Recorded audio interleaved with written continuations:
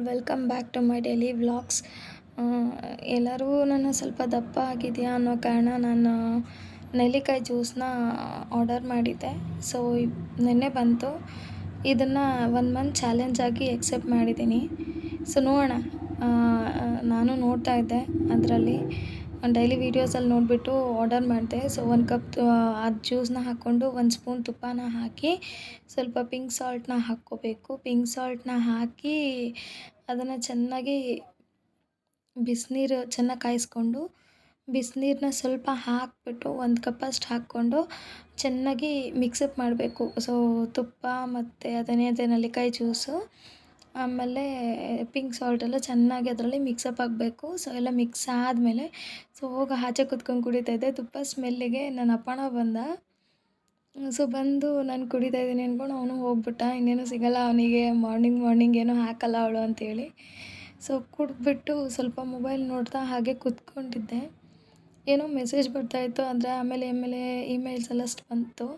So ಅದಾದಮೇಲೆ ಹಾಗೆ ಕುಡಿತಾ ಮೆಸೇಜೆಲ್ಲ ನೋಡಿಕೊಂಡು ಕುತ್ಕೊಂಡಿದ್ದೆ. ಸೊ ಯೋಚನೆ ಆಯಿತು, ಏನಪ್ಪ ಇವತ್ತು ಏನು ಟಿಫನ್ ಮಾಡೋದು, ಆಮೇಲೆ ರೇಷನ್ ಬೇರೆ ತೊಗೊಂಡು ಬರೋಕ್ಕೆ ಹೋಗಬೇಕು, ಮಮ್ಮಿ ಬೇರೆ ಇನ್ನೂ ಎದ್ದಿಲ್ಲ ಅಂತ ಯೋಚನೆ ಮಾಡ್ತಾಯಿದ್ದೆ. ಸೊ ಅಷ್ಟೊತ್ತಿಗೆ ಯಾವುದೋ ಒಂದು ಕಾಲ್ ಬಂತು, ವಿಡಿಯೋ ಕಾಲ್. ಅದನ್ನು ಕಟ್ ಮಾಡಿದೆ. ಅಷ್ಟೊತ್ತಿಗೆ ನಮ್ಮ ರಾಜಮಾತೆಯವರು ಎದ್ದರು. ಸೊ ಅವ್ರಿಗೆ 2 ಡೇಸಿಂದ ಹುಷಾರಿರಲಿಲ್ಲ.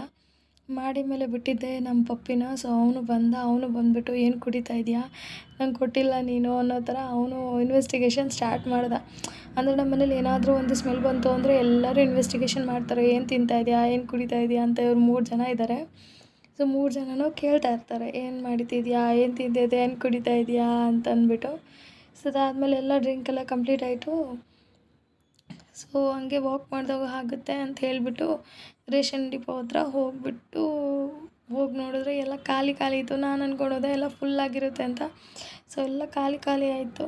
ಸೊ ಅಲ್ಲಿಂದ ರೇಷನ್ ತೊಗೊಂಡು ಅಂಕಲ್ ಕೇಳ್ತಾಯಿದ್ರು, ನೆನ್ನೆ ಬರೋಕ್ಕೆ ಹೇಳಿದ್ದೆ ಇವತ್ತು ಯಾಕೆ ಬಂದ್ರಿ ಅಂತ.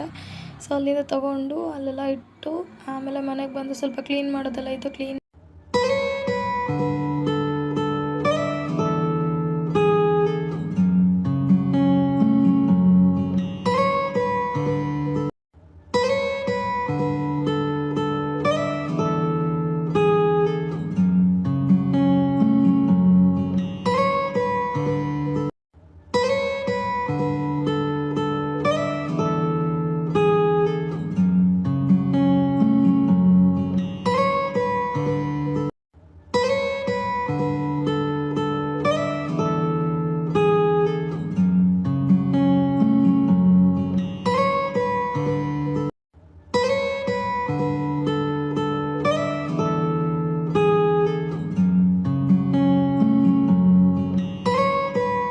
So finally spring pasta ready ಆಯಿತು. ಅದನ್ನೆಲ್ಲ ಸ್ವಲ್ಪ ನೀಟಾಗಿ ಮಿಕ್ಸಪ್ ಮಾಡಿದೆ. ಮತ್ತು ಒಂದು ಸ್ವಲ್ಪ ಖಾರ ಆಗಿತ್ತು ಅಂತ ಹೇಳಿ ಸ್ವಲ್ಪ ತುಪ್ಪ ಹಾಕಿದೆ. ಸೊ ಫಸ್ಟ್ ನಮ್ಮ ಮನೇಲಿ ನಾವು ಏನೇ ಮಾಡಿದ್ರು ಅಜ್ಜಿಗೆ ತೊಗೊಂಡೋಗಿ ಕೊಡ್ತೀನಿ, ಟೇಸ್ಟ್ ಮಾಡಿ ಸಾಫ್ಟಾಗಿರೋದು ಅಂತ ಹೇಳ್ಬಿಟ್ಟು. ಸೊ ನಾನು ತಿನ್ನೋ ಅಷ್ಟೊತ್ತಿಗೆ ನಮ್ಮ ರಾಜಮಾತೆ 3 ಜನ ನಾಯಿಗೂ ಸೇರಿ ಊಟ ಹಾಕಿದ್ರು.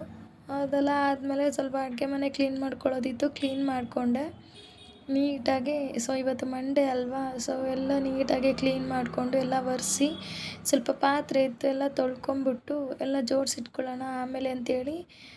ಅಷ್ಟೊತ್ತಿಗೆ ನಮ್ಮ ರಾಜಮಾತೆಯವರು ಕಾಲ್ ಮಾಡಿದ್ರು, ಬನ್ನಿ ಇಲ್ಲಿ ಸ್ವಲ್ಪ ಕೆಲಸ ಇದೆ ಅಂತ ಹೇಳ್ಬಿಟ್ಟು. ನಾನು ನಮ್ಮ ಪಪ್ಪುಗೆ ಟಾಟಾ ಮಾಡಿಬಿಟ್ಟು ಬಾಗ್ಲು ಹಾಕ್ಕೊಂಡು ಹೋಗ್ತಾಯಿದ್ದೀನಿ. ನೋಡಿದ್ರೆ ಅಷ್ಟು ದೂರ ನಡ್ಕೊಂಡು ಹೋದ್ಮೇಲೆ ಗೊತ್ತಾಯಿತು. ಸೊ ಅಜ್ಜಿಗೇನು ಹೇಳೇ ಇಲ್ಲ. ವಾಪಸ್ ರಿಟರ್ನ್ ಬಂದಮೇಲೆ ಏನು ಬಡ್ಕೊಳುತ್ತೋ ಅಂತ ಭಯ ಆಗ್ತಿತ್ತು ನನಗೆ. ಪರವಾಗಿಲ್ಲ ಅಂಥೇಳಿ ಹಂಗೆ ಹೋದೆ.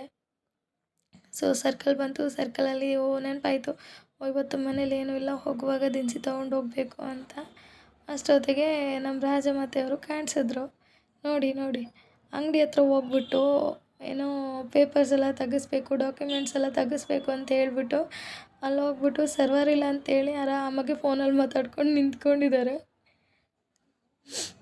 ಹೋಗ್ಬಿಟ್ಟು ನೋಡಿದ್ರೆ ಇಲ್ಲ ಸರ್ವರ್ ಇಲ್ಲ ಕಣೆ, ಆರಾಮಾಗಿ ನಿಂತ್ಕೊಂಡಿದ್ದೀನಿ ಅಂತ ಹೇಳಿದ್ರು.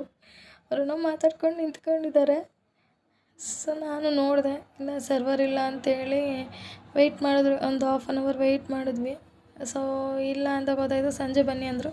ಸೊ ಹಂಗೆ ಬರುವಾಗ ಸ್ವಲ್ಪ ಐಟಮ್ಸ್ ಎಲ್ಲ ಖಾಲಿ ಆಗಿತ್ತು, ಅದೆಲ್ಲ ತಂದು ಎಲ್ಲ ಜೋಡಿಸಿಟ್ಕೊಳ್ಳೋಣ ಅಂತೇಳಿ ಎಲ್ಲ ಸಪ್ರೇಟ್ ಮಾಡ್ತಾಯಿದ್ದೆ. ಸೊ ಆನಿಯನ್ನು ಎಲ್ಲ ಟ್ರೇ ಎಲ್ಲ ಸ್ವಲ್ಪ ಗಲೀಜಾಗಿತ್ತು, ಎಲ್ಲ ಕ್ಲೀನ್ ಮಾಡಿಕೊಂಡು ಎಲ್ಲ ಜೋಡಿಸ್ಕೊಂಡೆ. ಅಷ್ಟೊತ್ತಿಗೆ ಸಂಜೆ ಆಯಿತು. ಸಂಜೆಗೆ ಮನೆಯೆಲ್ಲ ಸ್ವಲ್ಪ ಕ್ಲೀನ್ ಮಾಡಿಬಿಟ್ಟು, ಇನ್ನೇನು ನೆನ್ನೆ ಹೂವೆಲ್ಲ ಇತ್ತಲ್ಲ ಅದೆಲ್ಲ ತೆಗ್ದು ಶನಿವಾರ ಜೋಡಿಸಿದ್ದು, ಭಾನುವಾರ ಏನೂ ಪೂಜೆ ಮಾಡಿರಲಿಲ್ಲ. ಸೊ ಎಲ್ಲ ನೀಟಾಗಿ ಪೂಜೆ ಮಾಡಿಕೊಂಡು ಎಲ್ಲ ದೇವ್ರ ಮನೆ ಎಲ್ಲ ಕ್ಲೀನ್ ಮಾಡಿಕೊಂಡು ಫಾಸ್ಟಾಗಿ ಸ್ವಲ್ಪ ಎಲ್ಲ ಕ್ಲೀನ್ ಮಾಡಿಕೊಂಡು ಪೂಜೆ ಮಾಡಿಕೊಂಡೆ. ಸೊ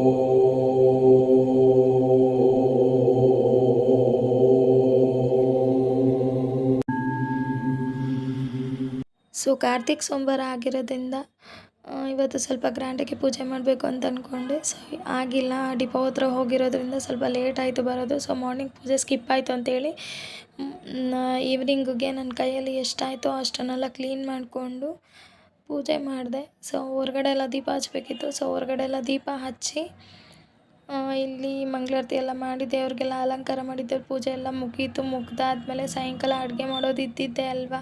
ಸೊ ನೋಡೋಣ ಏನಾಗುತ್ತೆ ಸಾಯಂಕಾಲ ಅಡುಗೆ ಮಾಡೋದು ಅಂತ ಅಂದ್ಬಿಟ್ಟು ಸೊ ಇವತ್ತೆಲ್ಲ ಪೂಜೆ ಮುಗಿಸಿದ್ದೀನಿ.